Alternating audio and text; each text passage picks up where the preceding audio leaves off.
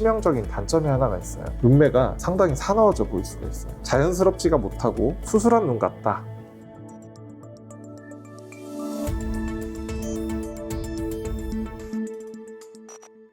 안녕하세요. 원장님, 저희 지난번에 이제 안면 거상에 대해서 원장님께서 굉장히 자세하게 설명해 주셨잖아요. 네. 그래서 저희 구독자분들이 굉장히 이제 도움이 많이 되셨을 것 같은데, 이제 오늘은 아무래도 안티에이징에서 빠뜨릴 수 없는 얘기, 중년 눈 성형에 대해서 제가 이제 좀 여쭤보려고 해요. 네네. 중년 눈 성형이라고 하면은 단순히 뭐 쌍꺼풀 수술만 있는 게 아니라 네. 되게 여러 가지가 있잖아요. 네네네. 어떤 종류가 있는지 좀 간단히 설명해 주실 수 있으세요? 일단 우리가 크게 중년 눈 성형을 구분을 했을 때는 눈꺼풀 위쪽을 건드리는 수술과 눈꺼풀 아래쪽을 건드리는 수술, 이 두 가지로 크게 분류를 할 수가 있고, 눈꺼풀 위쪽 같은 경우는 눈썹화 거상, 상안검 이렇게 두 가지 수술로 또 나눌 수가 있고, 눈꺼풀 아래쪽은 눈밑지방 재배치와 하안검 성형술 이런 식으로 나눌 수가 있습니다.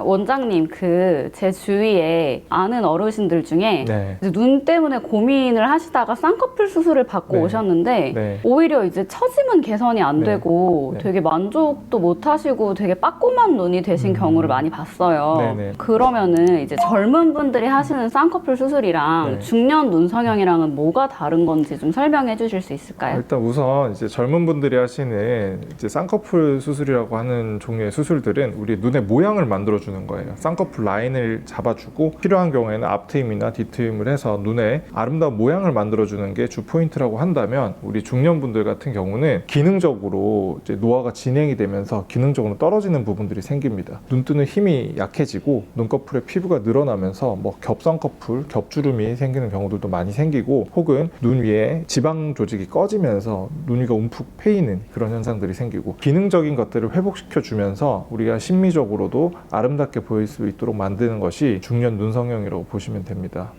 그리고 중년분들이 상안검 수술 또는 뭐 쌍꺼풀, 어떤 수술의 종류인지 정확하게 구별을 하지 않고, 난 쌍꺼풀 했는데 눈이 더 사나워졌어, 눈매가 더 보기 싫어졌어, 이렇게 말씀하시는 경우들이 생각보다 많습니다. 그런 이유는 해부학적인 이제 원인에서 찾아봐야 되는데, 우리가 젊은 분들 같은 경우는 피부를 잘라내는 경우가 잘 없어요. 거의 없다고 보시면 되는데, 일단 중년분들은 이제 피부가 늘어져 있기 때문에 눈꺼풀의 상안검 쪽에 피부를 정리를 해줘야 돼요. 그 정리를 하게 되면, 아까 뭐 빠꼼하다는 표현을 쓰셨는데, 이제 눈꺼풀의 피부는 해부학적으로 이렇게 위로 갈수록 두껍고 아래로 내려갈수록 얇아지는 구조로 되어 있어요. 속눈썹 쪽으로 갈수록 얇아지는데, 근데 피부를 어디선가 정리를 하면 위에 이제 두꺼운 라인과 아래쪽에 얇은 피부가 만나서 이제 봉합이 될 수밖에 없습니다. 그렇다 보면은 눈매가 흉터가 더 사납게 남는 경우들이 생기게 돼요. 그래서 이제 대부분 이제 중년 눈 성형 같은 경우는 피부를 얼마나 잘라야 될지, 그리고 정말 상안검이 필요한 눈인지 이런 것들을 정확하게 판단을 한 다음에 상안검을 진행하는 게 실패를 하지 않는 방법이라고 볼 수 있습니다. 원장님, 제 주변에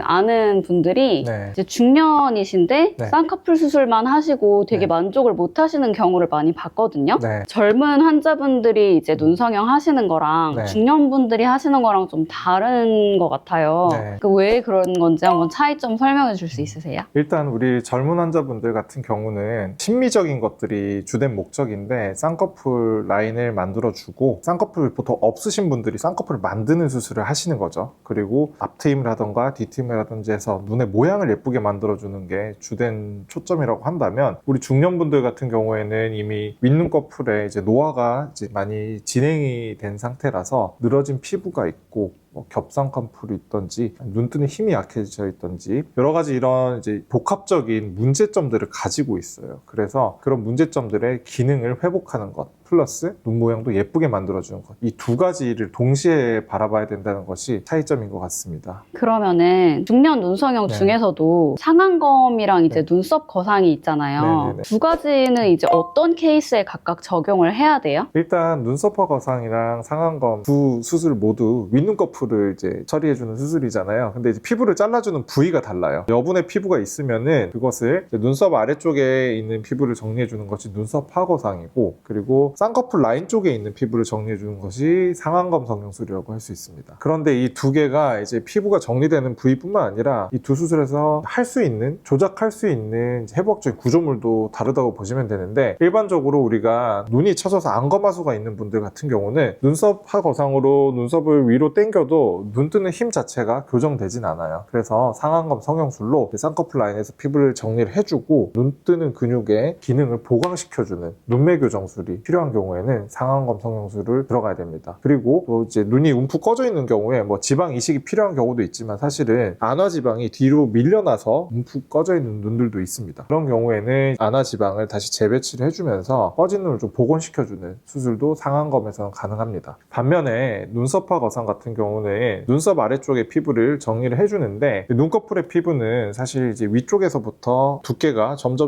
두껍다가 아래쪽으로 내려갈수록 얇아지는 구조를 가지고 있습니다. 여기 상안검에서 이제 제거를 하는 곳은 피부가 그렇게 이행이 되는 부위를 제거를 하게 되는데, 여기를 제거를 해주게 되면 치명적인 단점이 하나가 있어요. 젊은 분들 같은 경우는 사실 피부를 잘라낼 양이 없기 때문에 쌍꺼풀이 자연스럽고 라인도 되게 잘 잡히는 편인데, 중년 눈 성형을 할 때는 피부 정리된 양이 생각보다 늘어진 피부가 많기 때문에 여기서 피부를 많이 잘라내게 되면 눈매가 상당히 사나워져 보일 수가 있어요. 자연스럽지가 못하고 그렇게 됐을 때는 좀 수술한 눈 같다, 이제 그렇게 될 수 있다는 게 이제 상안검 성형술의 단점이라고 한다면, 눈썹화 거상은 눈썹 아래쪽에서 피부를 정리를 해주기 때문에 자연스럽게 위쪽으로 이렇게 당겨주는 수술이에요. 좀 자연스러운 개선이 가능하다는 게 가장 장점이고, 수술이 훨씬 더 간단합니다. 간단하고 크게 뭐 기능적으로 뭐 건드려질 부위가 크게 없기 때문에 부작용도 거의 없는 수술이라고 보시면 돼요. 훨씬 더 간단하게 자연스럽게 당기고 싶은 분들한테는 눈썹화 거상이 더 어울린다고 보시면 됩니다. 반면 눈꺼풀에 뭔가 기능적인 것들을 회복시켜야 된다, 그러면 어쩔 수 없이 상안검 성형술로 들어가는 게 맞습니다.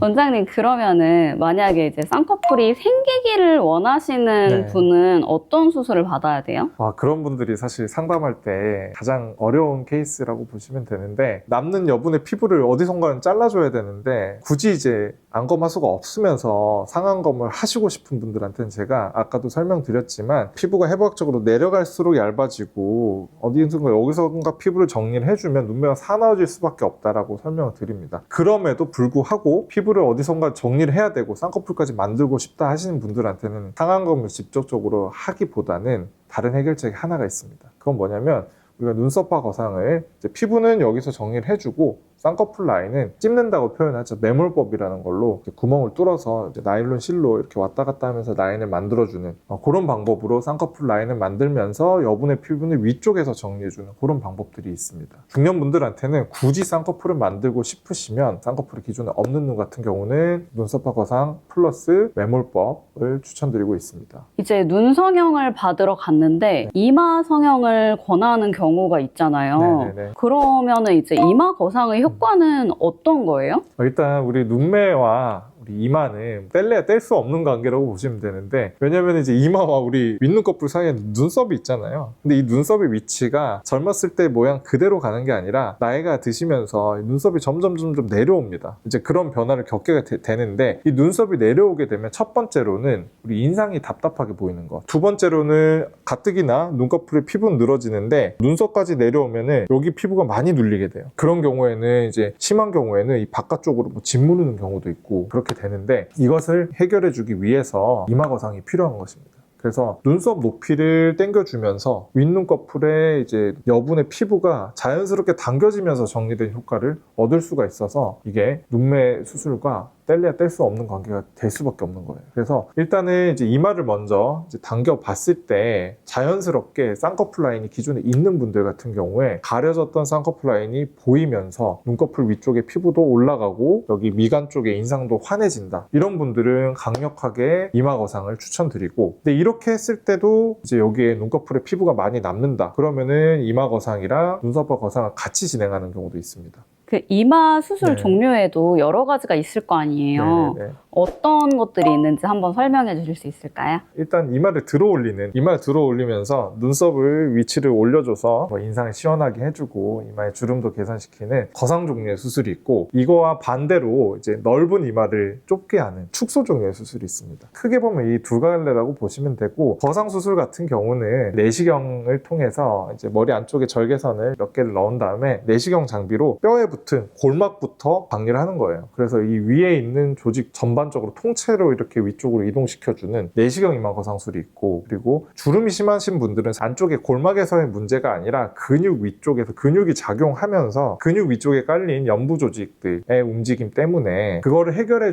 주려면 박리면이 이제 골막 박리가 아니라 근육 위쪽을 박리를 해줘야 돼요. 그렇게 되려면 필연적으로 긴 헤어라인 따라서 긴 절개선이 필요하고, 안쪽에 잡고 있는 조직들을 끊어주면서 주름을 펴주는데 초점을 둔, 피부를 정리를 해주면서 주름을 많이 드라마틱하게 펴줄 수 있는 이마 절개 거상이라는 것이 있습니다. 그리고 이제 반대로 이제 넓은 이마를 좁게 해주려면 이마 쪽 박리가 아니라 뒤쪽으로 넘어가서 뒤쪽을 박리해줘서 뒷판을 이렇게 내려주는 이마 축소술이 있고요. 그리고 이마 거상과 축소를 동시에 진행하는 이마 축소 거상술이 있습니다. 축소 같은 경우는 뭐 내시경적으로 이렇게 조그만 절개선으로 진행하는 게 아니라 결국은 이마를 축소시키려면 피부를 잘라내야 돼요. 젊은 분들이 보통 이마 축소를 많이 하시는데, 이마 축소 같은 경우도 머리 헤어라인 따라서 긴 절개선이 필요하고, 미리 피부를 이제 정리를 남는 양에 따라서 우리가 줄이고 싶은 양만큼의 피부를 먼저 잘라줍니다. 그리고 거의 정수리 영역까지 박리를 해주고 그 모양대로 그대로 내려서 봉합을 해주는 거예요. 이 과정에서 이 앞쪽까지 같이 박리를 해서 위쪽으로 당기면서 뒤를 내려주면 더 많은 피부를 자를 수가 있어서 그걸 동시에 진행하는 게 이마 축소 거상술입니다. 이렇게 크게 보면 두 가지고 세분화해서 보면 네 가지 종류라고 볼 수 있습니다. 이제 젊은 분들 같은 경우에는 네. 눈매 수술하실 때 눈 밑질을 엄청 많이 하시잖아요. 네네네. 근데 이제 중년분들 같은 경우에 나이가 들면은 눈 밑에 이렇게 지방이 많이 생기는데 네. 중년분들도 눈밑 지방 재배치로 해결이 되는 걸까요? 너무 좋은 질문을 해주셨는데, 진료실에서 진료를 하다 보면 눈 밑에 고민이 있어서 오신 분들이 나 눈밑 지방 재배치하러 왔어요 하신 분들이 상당히 많습니다. 중년분들도 하안검이란 용어보다 눈밑이라는 용어가 요즘 더 많이 쓰이는 것 같아요. 나는 이 수술을 받으러 왔다 말씀을 하시는데, 두 수술은 엄연하게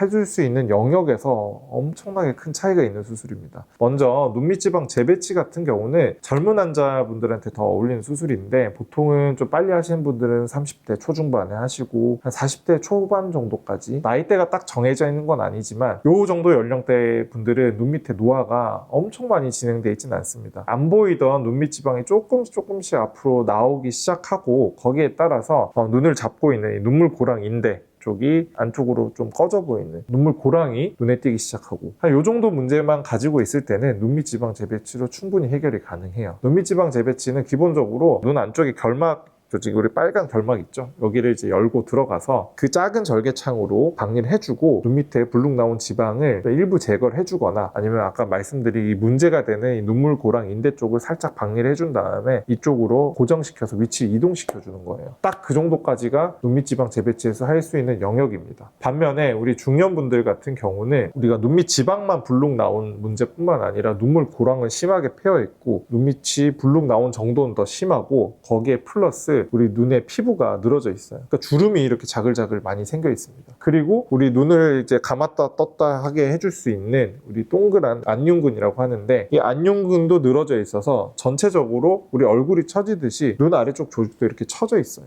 그럼 이것을 동시에 다 해결하려면 하안검 성형술이라는 것이 필요한 것이에요. 하안검 성형술은 눈밑 지방 재배치와 다르게 절개를 눈 바깥쪽에 눈 속눈썹 아래쪽 조직을 이렇게 길게 절개를 해줘요. 여기 눈 밑을 따라서 눈꼬리 영역 정도까지, 혹은 조금 더 연장되는 경우도 있고, 이 절개선을 통해서 먼저 피부와 근육을 먼저 분리를 시켜주고, 그리고 근육을 이제 열고 들어간 다음에 그 안쪽에 있는 안아 지방을 넓게 박리를 해줄 수가 있습니다. 그러면 이제 눈밑 지방 재배치보다 이 아래쪽으로 박리할 수 있는 영역이 훨씬 넓어져요. 이 상황에서 이제 필요하다면 지방을 직접 제거해주는 경우도 있고, 그리고 안쪽, 아래쪽, 바깥쪽으로 눈밑 지방을 재배치를 해줍니다. 이미 이미 여기서 이 하안검에서 눈밑지방 재배치나 제거가 이루어지는 거죠. 여기서 끝나는 게 아니라 이 다음 단계에서는 눈에 동그란 우리 안윤근, 늘어진 안윤근을 이 위쪽으로 당겨서 리프팅을 시켜줘요. 그래서 이 바깥쪽에 하안각이라는 곳에다가 안윤근을 당겨서 고정을 해줍니다. 그리고 마지막 단계에서 피부를 정리해줘요. 그럼 주름이 훨씬 더 많이 개선이 되겠죠. 세 가지를 동시에 하는 수술과 한 가지만 할 수 있는 수술에는 분명한 차이점이 있다는 거를 일단은 아셔야 되고, 내 눈 상태에 따라서 하안검이 필요하신 분들은 하안검을 하셔야 되고, 하안검이 필요 없으신 분들은 눈밑지방 재배치로 충분히 해결이 가능한 것이고